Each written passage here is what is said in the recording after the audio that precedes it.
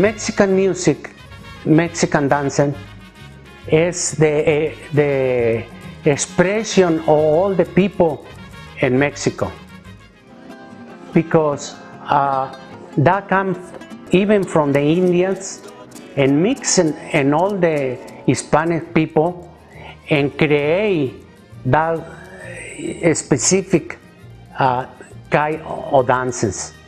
It's very popular and all over the world. When you dance, this is the expression of your life, or your body, expression of what you are, what you feel. Yes, I think it's very important. One time we had a lot of bands in the Quad Cities, but I don't know, for some reason that they kind of died away, and there isn't that many groups like there used to be. When we were playing, we had real good competition. And I think what made us work hard was because we had all that competition. We didn't take it for granted. We knew that if we were going to bid on a certain job, we better be able to outplay some of the other groups. And so it made us, I think that the competition made us the group that we were. And the food, while I was growing up, my mother, she was a great cook, but she only cooked Mexican dishes. It was Christmas time, it was tamale time. The family all got together, they all participated in the tamales to make them. She would make the ones with pork, the ones with raisins, and then she would make salty ones. All good, all good.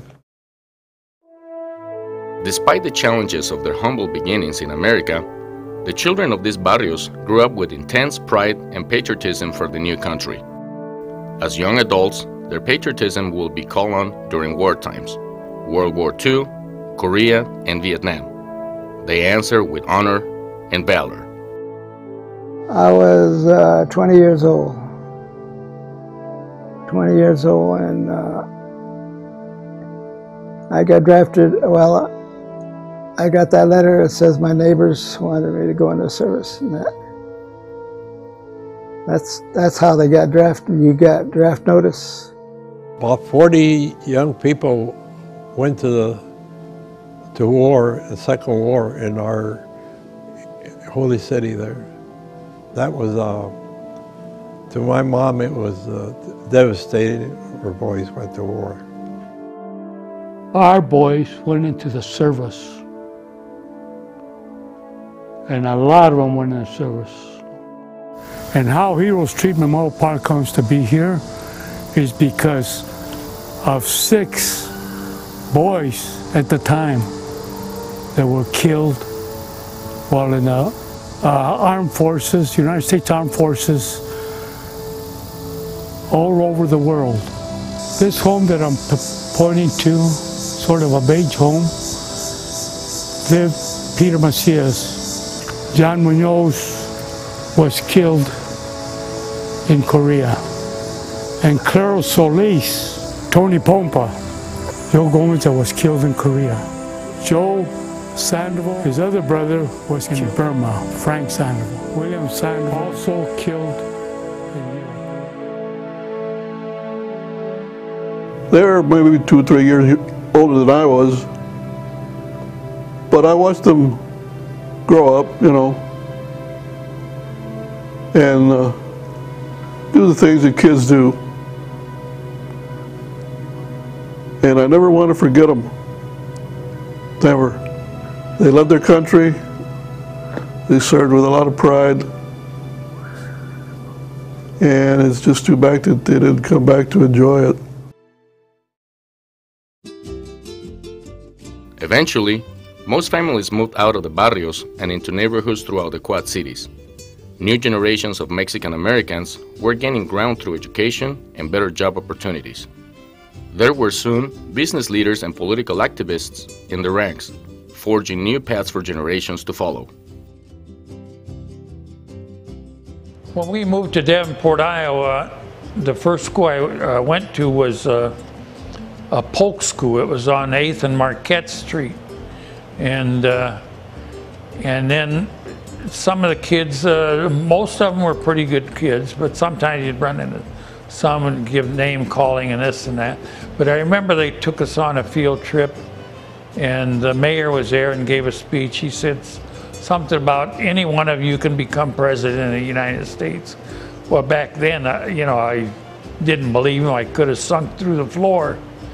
And but it kind of gave me a resolve that if I can change things, you know, to make them better for me and for my kids, you know, I wasn't thinking of my kids, but, you know, of anybody else, you know, I was going to do that.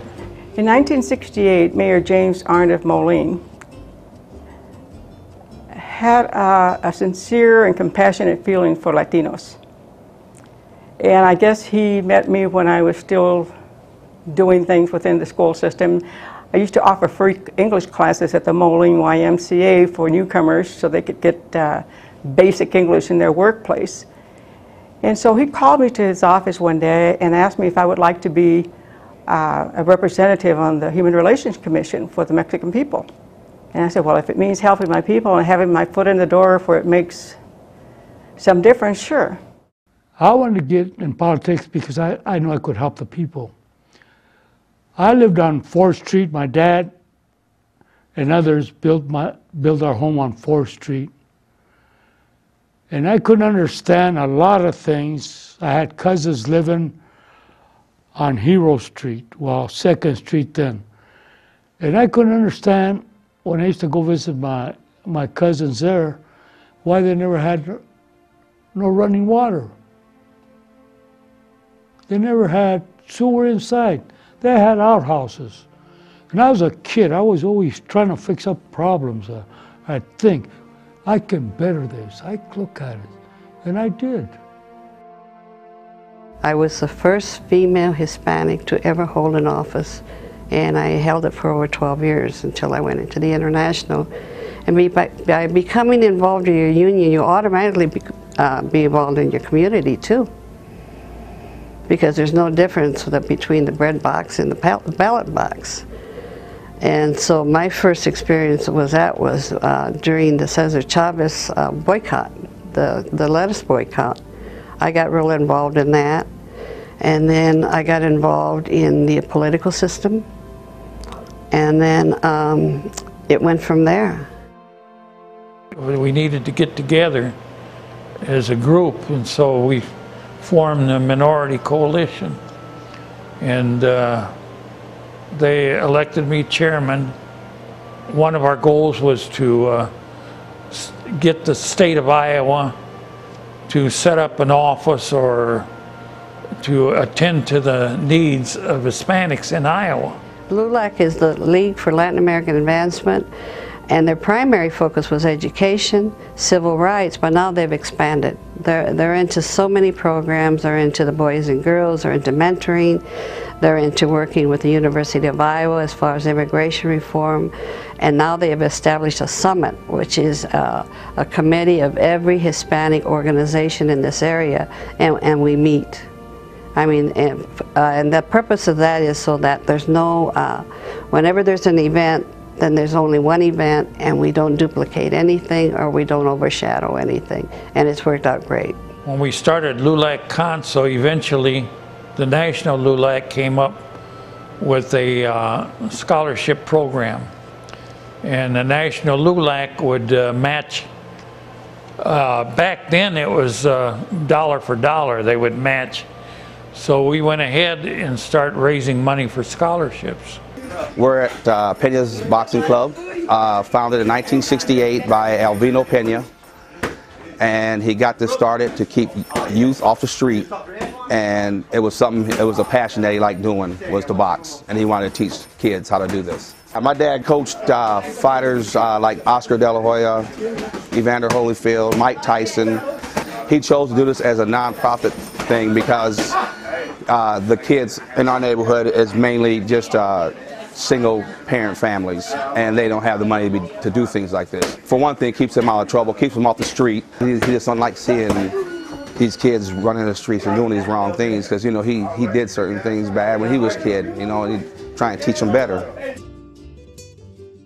By starting the Hispanic Chamber, which I'm very proud of, I've helped to help other small business owners that happen to be Hispanic maybe achieve a higher role, or think bigger, or think that they can grow, maybe to become a Group O. I think there's someone down there that says, gee, look at Bob, he's got this great business, maybe I can do it.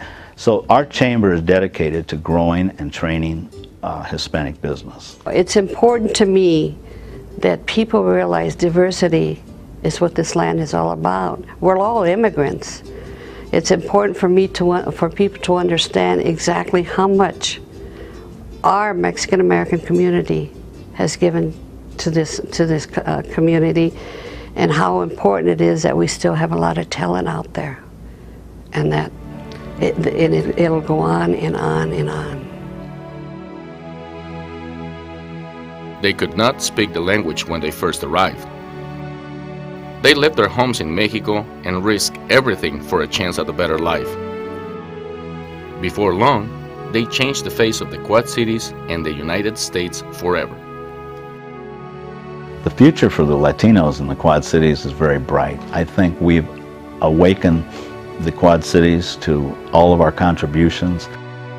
I want to thank each and every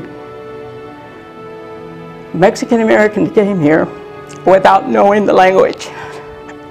They are the heroes of the Quad Cities. They are the heroes who constructed what all of us enjoy today.